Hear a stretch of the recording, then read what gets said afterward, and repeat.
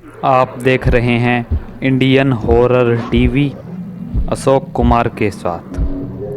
तो दोस्तों, आज की घटना मेरे साथ उस समय घटी जब मैं अपने दोस्त के साथ अपने गांव आ रहा था। मैं और मेरा दोस्त अपनी कार से अपने गांव आ रहे थे। हमें ट्रैवल करते हुए काफ़ी समय हो गया था और हमें अब काफ़ी भूख लग गई थी। रात का समय था और अंधेरा बहुत ज़्यादा हो गया था। रात के 10 बज गए थे और वह सड़क बिल्कुल खाली और सुनसान पड़ी हुई थी। उसके दोनों तरफ घना और काला जंगल था।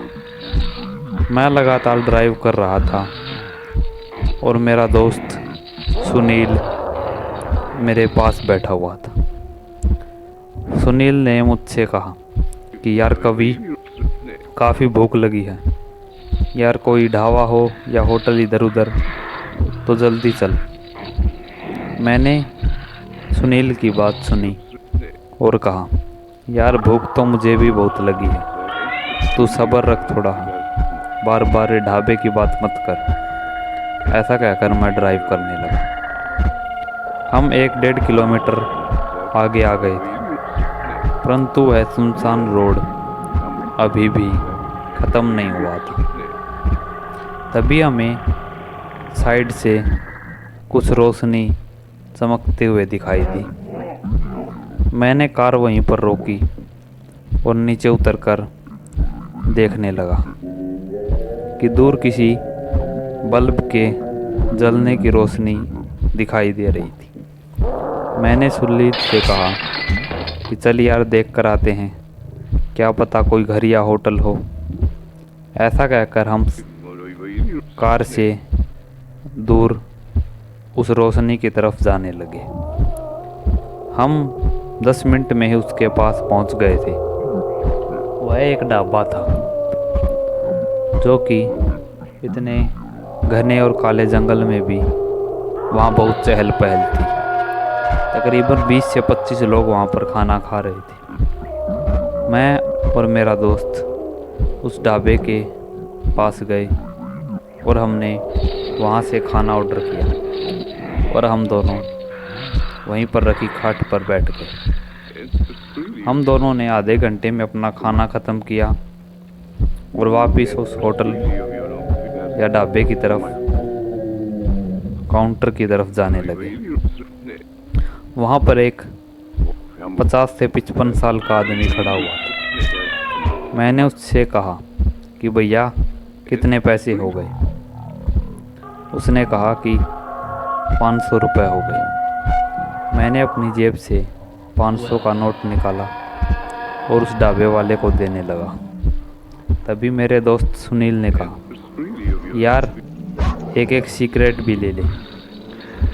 मैंने ढाबे वाले से कहा कि भैया सिगरेट मिल जाएगी क्या। मैंने जैसे ही सिगरेट की बात की, वह मेरी तरफ घूर कर देखने लगा। उसे ऐसा देखते हुए मैं थोड़ा सा सहम गया और मैंने पलटकर सुनील की तरफ देखा,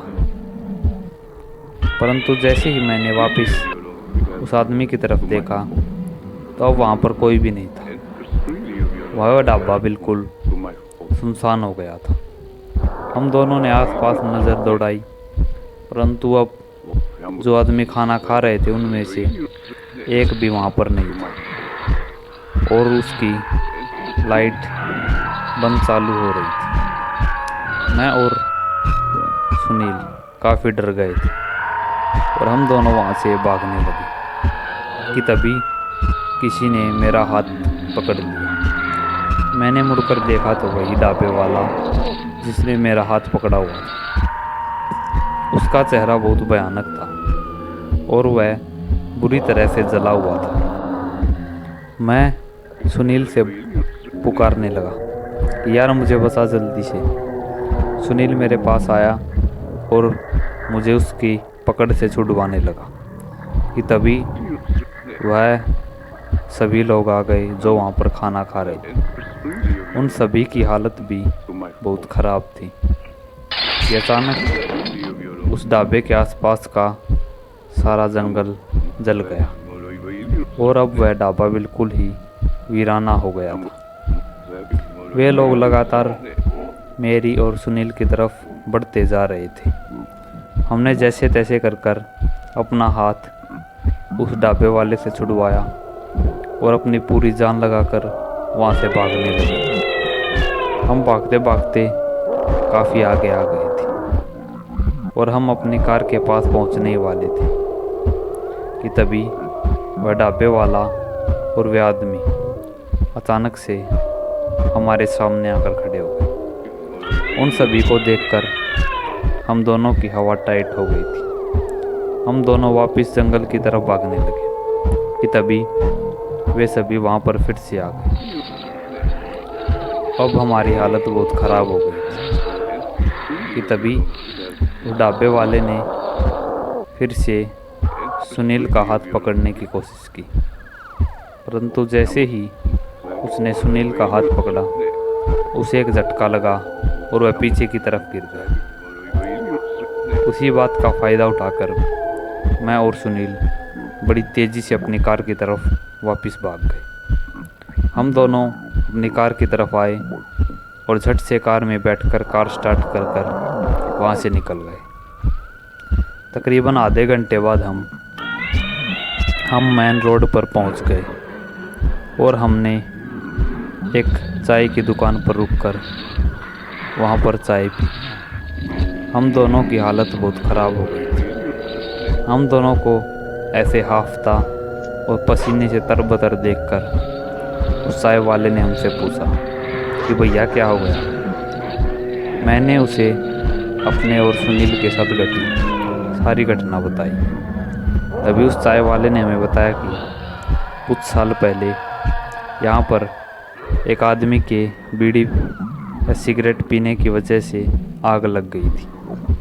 उस आदमी ने सिगरेट को बुझाए बिना ही वहाँ पर फेंक दिया और ढाबा पूरी तरह से घास फूस का बना हुआ था, जिससे कि वह आग बड़ी तेज़ी से फैलने लगी और वह ढाबा और उसमें उपस्थित सारे लोग और वह जंगल जल गया। तब से लोगों का मानना है कि वहाँ से जो भी कोई जाता है उन्हें वह ढाबे वाले लोग दिखाई देते हैं और उस ढाबे की रौनक भी दिखाई देती है। उसकी बात सुनकर हम दोनों बुरी तरह से सहम गए थे। हम दोनों वहाँ से अपने घर की तरफ निकल दिए और घर पहुंचकर अपने घर वालों से भी ये बातें बताई। उस रात को मैं और मेरा दोस्त कभी नहीं भुला पाए।